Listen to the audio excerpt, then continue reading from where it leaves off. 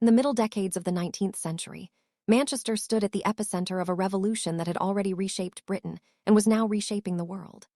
By the 1840s, this once modest market town had become the industrial capital of the planet, a city built not on ancient crowns or imperial palaces, but on cotton, coal, steam, and human labor. Visitors approaching Manchester for the first time did not see church spires or grand civic avenues rising from the countryside. Instead, they encountered a dense forest of chimneys, their brick stacks exhaling constant smoke that darkened the sky and coated the land in soot. Even at midday, the light was dimmed, filtered through a permanent haze.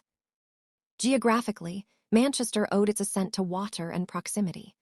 The rivers Irwell, Irk, and Medlock once ran clear through green valleys, but by the 1840s they had been transformed into industrial arteries, slow, blackened channels choked with waste.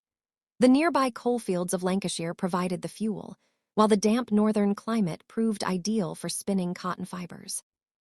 The construction of canals in the late 18th century, followed by railways in the early 19th, tied Manchester directly to the port of Liverpool and to global trade routes stretching across the Atlantic and into the heart of the British Empire.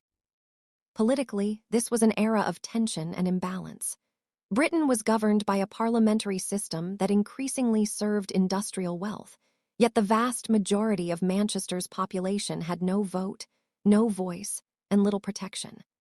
The Reform Act of 1832 had expanded representation, but it fell far short of the demands of the working class. Factory owners and merchants wielded enormous influence, while laborers, men, women, and children alike, remained expendable components of the industrial machine. Daily life in Manchester began before dawn. Long before the sun attempted to break through the smoke, factory bells rang across the city, summoning thousands from cramped cellars and narrow courts. Streets were crowded and chaotic, lined with brick terraces hastily constructed to house the swelling population. These homes were often damp, poorly ventilated, and packed with entire families living in one or two rooms. Clean water was scarce, sewage systems were rudimentary or non-existent, and disease thrived in the shadows of progress. Yet Manchester was not merely a place of misery, it was also a city of ambition. Entrepreneurs arrived from across Britain, drawn by the promise of profit and innovation.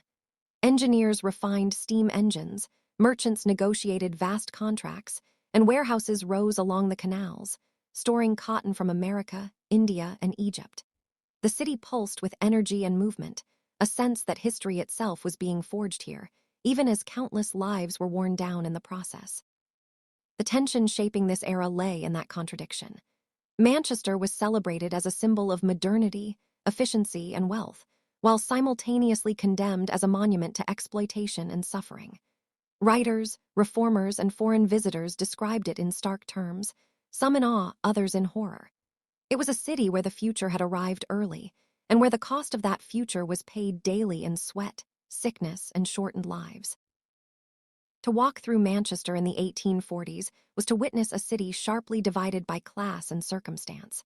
At one end of society stood the mill owners, merchants, and industrialists, men who lived in spacious homes on the outskirts of the city, away from the smoke and filth. Their wealth came from vast spinning mills filled with machinery that never seemed to rest. Inside these mills, power was measured not in votes or titles, but in control of time, wages, and survival. The working class formed the overwhelming majority of Manchester's population. They labored in textile mills, engineering works, warehouses, and construction sites, often for 14 hours a day, 6 days a week.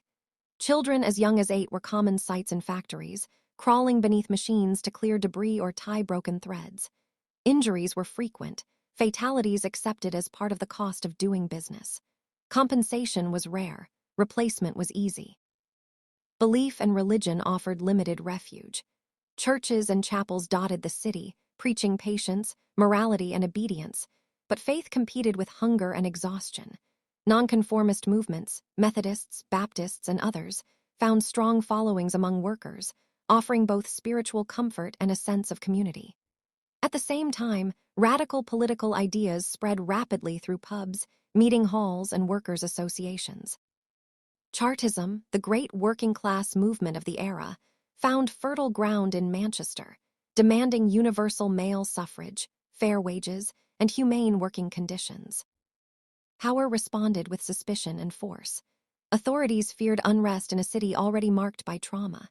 Memories of the Peterloo Massacre of 1819, when cavalry charged into a peaceful reform crowd, still lingered.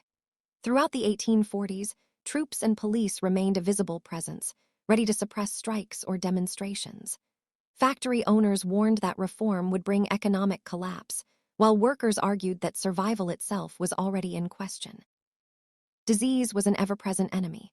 Cholera outbreaks swept through Manchester repeatedly, thriving in polluted water and overcrowded housing. Tuberculosis, typhus, and smallpox were common. Life expectancy for laborers was shockingly low. Many did not live past their 30s. Reformers such as Friedrich Engels, who lived in Manchester during this period, documented the appalling conditions in grim detail, exposing the human cost of industrial capitalism to the world. Yet change, slow and uneven, was underway. Public health campaigns began to emerge, driven by the realization that disease did not respect class boundaries. Some factory acts attempted to limit child labor and reduce working hours, though enforcement was inconsistent. Education initiatives appeared, offering basic literacy to children who could spare the time from work. Manchester in the 1840s was a city under pressure, its growth straining every system that sustained it. The forces of profit and reform, control and resistance, progress and suffering collided daily in its streets and mills. The city did not pause to resolve these conflicts. It surged forward, driven by momentum that few could stop. By the late 1840s and into the early 1850s, Manchester had reached a defining moment. Its population had exploded, its industrial output dominated global markets, and its reputation as the workshop of the world was firmly established.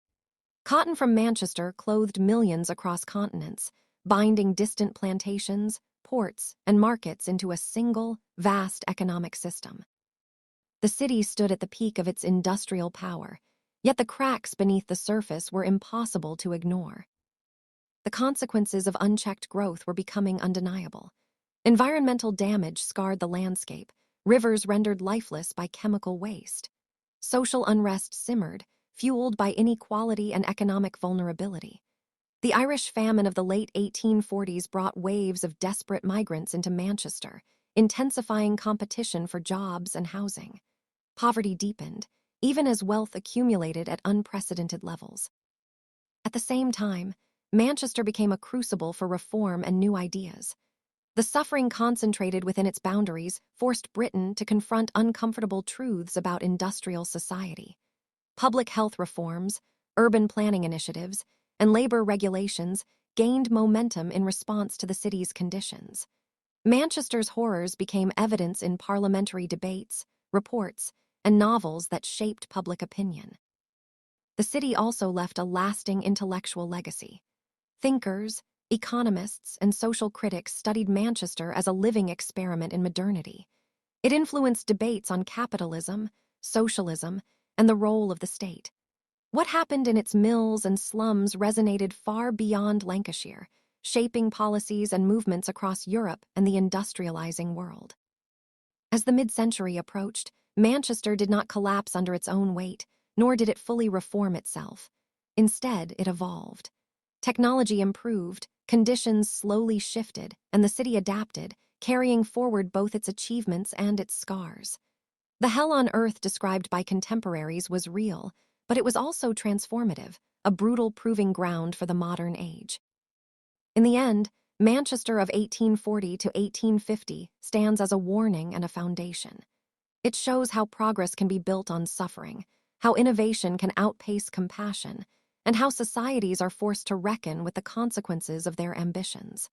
The city's smoke-darkened skis have long since cleared, but the lessons forged beneath them continue to shape the world we inhabit today.